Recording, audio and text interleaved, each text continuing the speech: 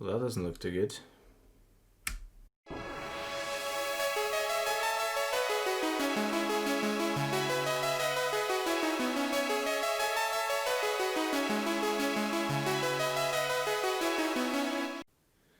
I'm back with my C64 and my SD2IEC. So I've tried it before and I had some issues. I just want to try it again and confirm that the issues are still there. So let's connect this top and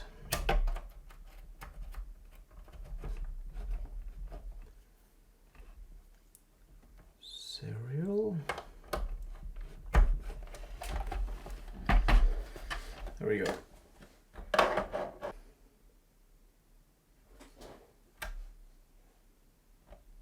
So I have some flashes like last time, and then no lights afterwards, after the flashes.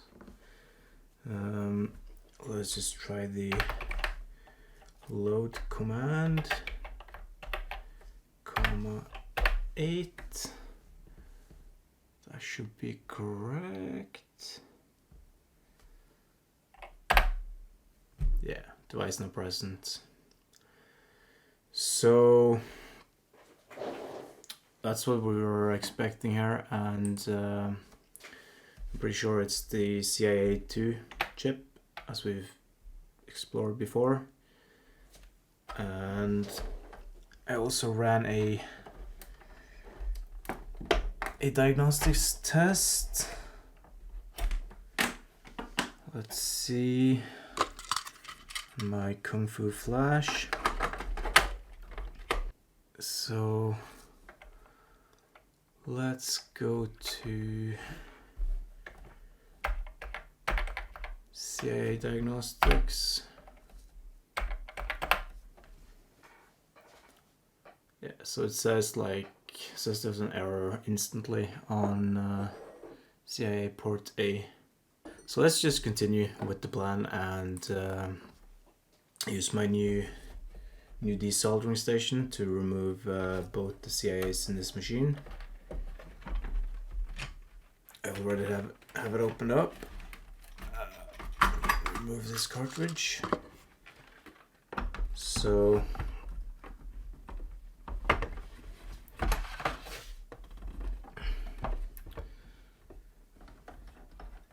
let's remove the power as well. There we go. So let's just remove both CIA chips here and insert some sockets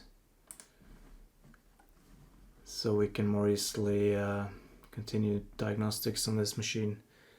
So I'll socket both chips and we can try swapping them over, and we can also try out a new chip for CIA2 and see if that fixes the SD2IEC issue. So let's get started with the desoldering. So before I can desolder anything, we need to get this board out of the machine, and it's currently screwed in place here. So I'll grab a screwdriver and just remove it.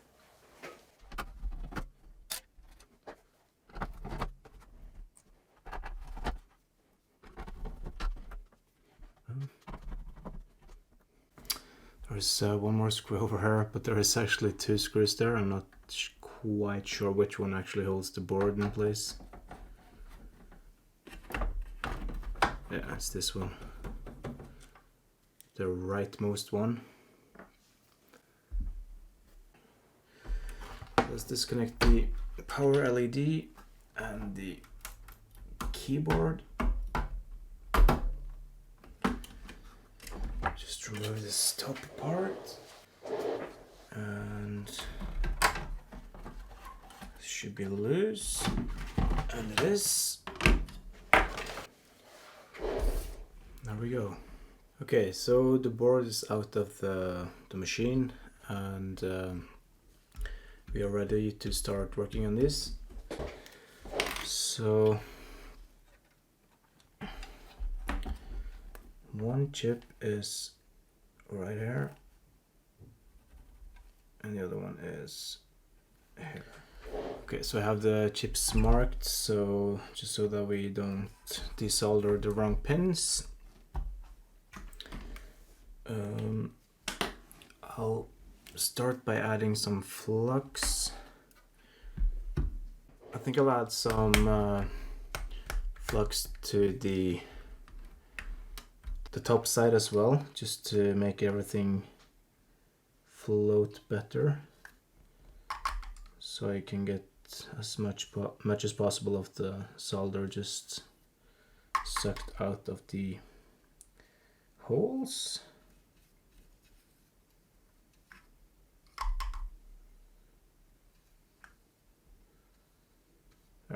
So I'll start with the left one here, CIA1.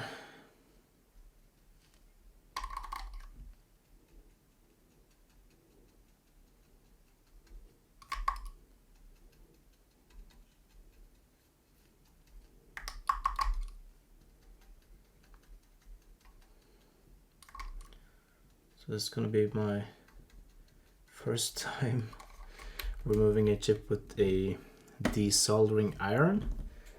So it's going to be interesting to see how that goes.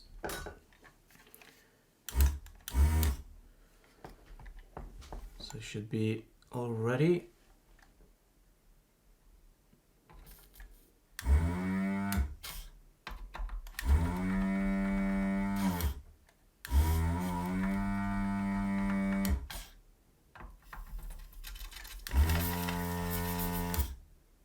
Well, that's very clean.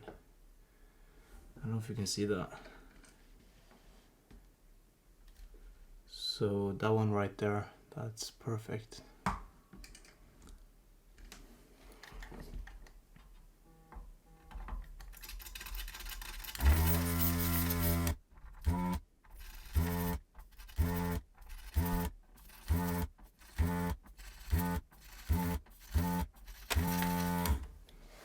This is going very well so far, actually.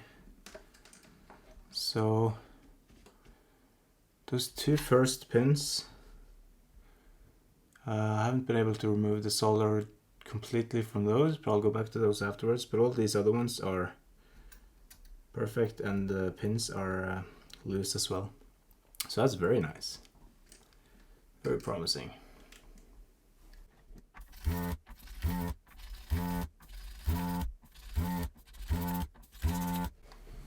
Perfect. So maybe on those other ones I should just add a bit of solder and just try it again.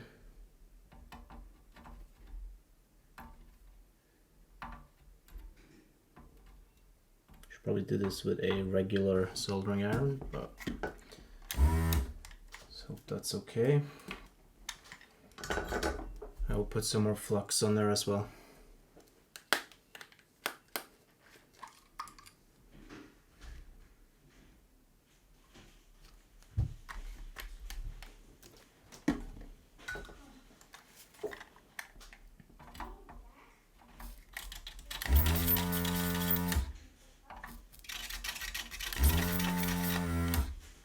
Perfect, that worked perfectly. So I'm very happy with the results so far. All of these pins are completely loose. So look at the top side. Yeah, so as you can see, all the holes look completely clear from solder. It's very nice. Let's just continue on the next row of pins and see if we can get it loose. So let's just, I did add flux, didn't I? But I'll add some more anyway.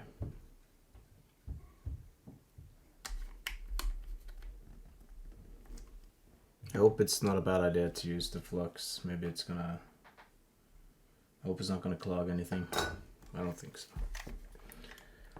Okay, let's go. I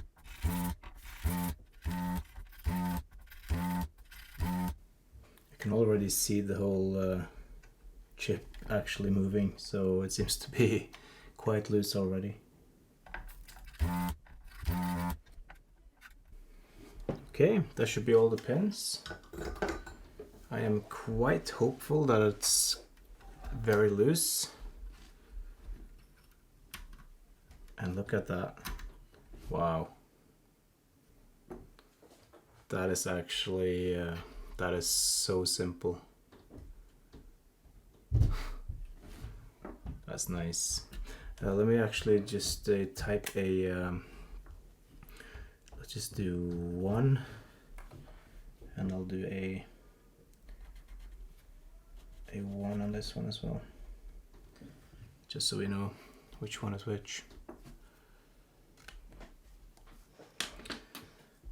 That is nice.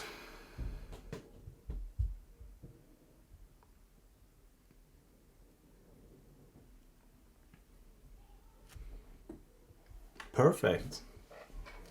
Just one more to go then.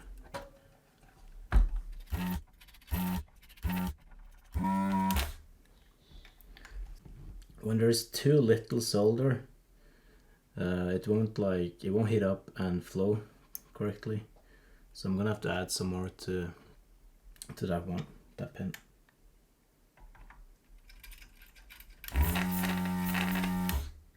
Try once more, but I don't think I can get it to flow. Nah, you can even hear it on the vacuum. So on the vacuum pump, you can hear it sucking and not like getting a flow.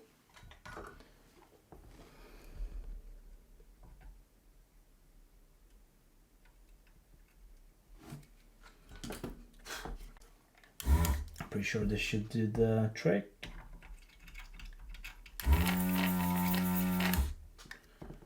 And it did. So let's see if this comes loose as easy as the first one. Be careful with the pads. Sorry for blocking the camera. Perfect. It's just perfect. So let's give this a 2. And this one is the one that's supposed to be bad, so I think I'm actually just gonna type a question mark like that.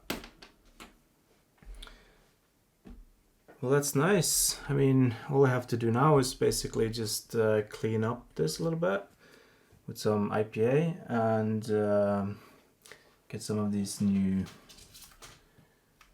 nice sockets and just get those soldered in there. Okay, I got some cotton swabs and some IPA. Let's just do some cleaning here.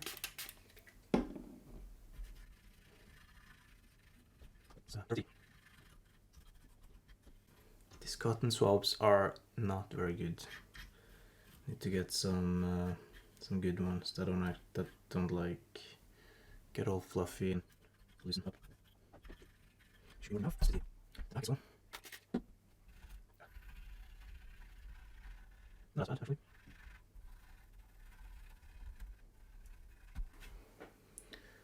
That's good.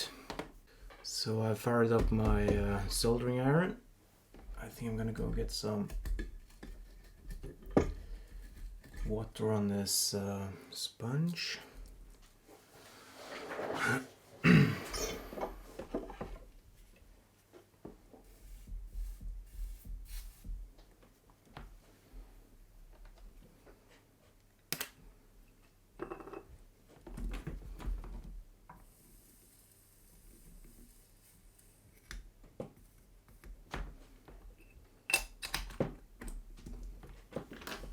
So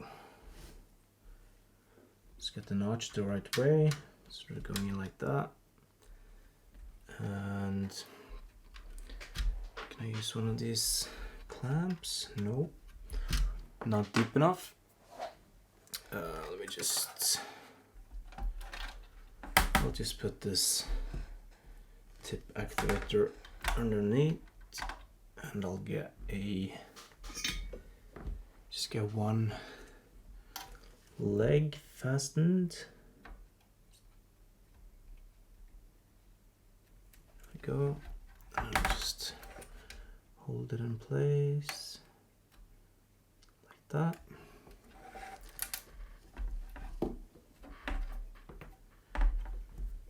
And let's also get the flux, which I forgot.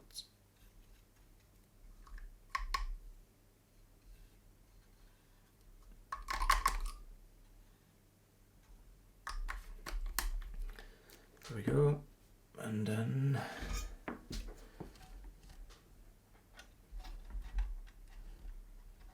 just get this. Then we solder the diagonal pin on the opposite side,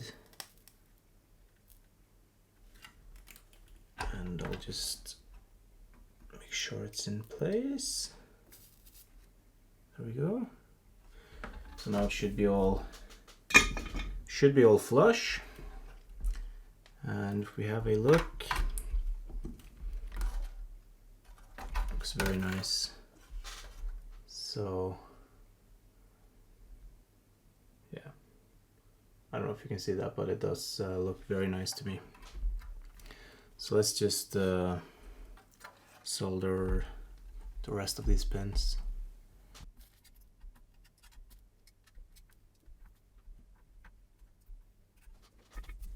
There we go, let's have a look. I think it looks okay. Some of these pins on the CIA is a little bit bent. So I don't think it should be too much of an issue to actually get this one into the socket there. Just kind of want to just give it a try. I think they're called turned pin sockets, and not really sure what that means.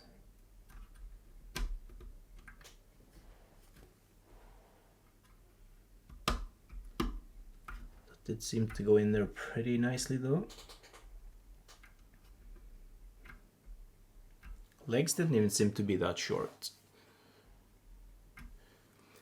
Maybe we should just actually give it a try, because the C64 should be able to start up without the second CIA chip, as far as I know. So let's just give it a try.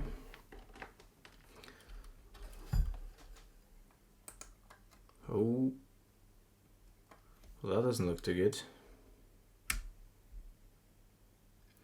Maybe it does need the other chip in there. There's definitely something wrong on there. So let's just disconnect all of this and put in the other socket and see what happens. Maybe it wasn't such a good idea to be so eager to try that out.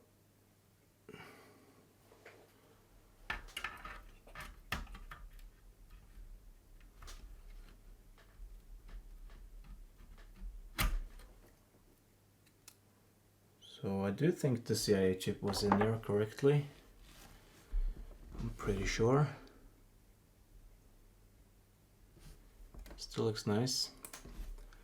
So yeah, let's just do the other socket and see what happens. And this was the good chip, the one I numbered 1. So there we go, both sockets in place. So I guess we should just put in both the chips and see if the machine is hopefully in the same condition as it was before I started removing these chips. Because I guess we may have broken something. I hope not, but we may. So this is the number 2, which was soldered in this position, and we'll put it back in the same position.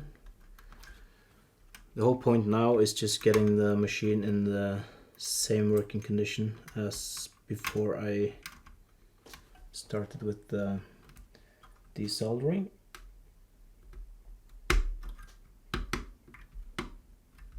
So we know that everything is okay with the sockets and the rest of the machine. Before we start doing more changes, should always do as few things as possible between each iteration and see what changes. So let's hook it back up. Let's give it a go.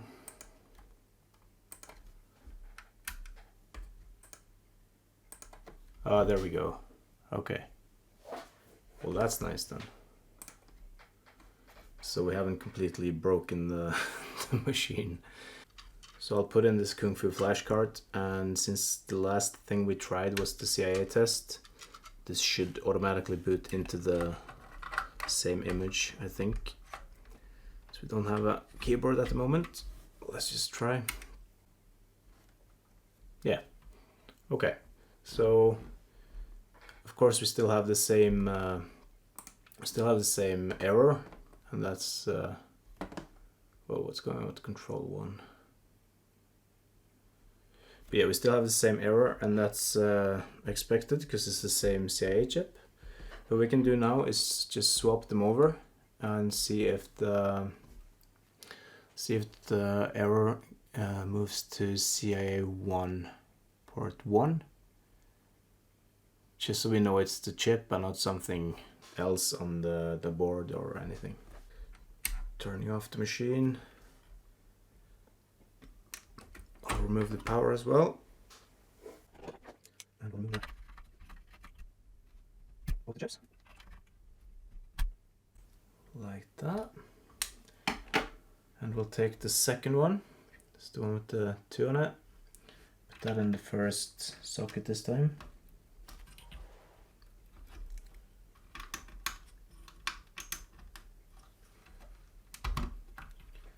And then we'll take the other one with the 1 in the second one.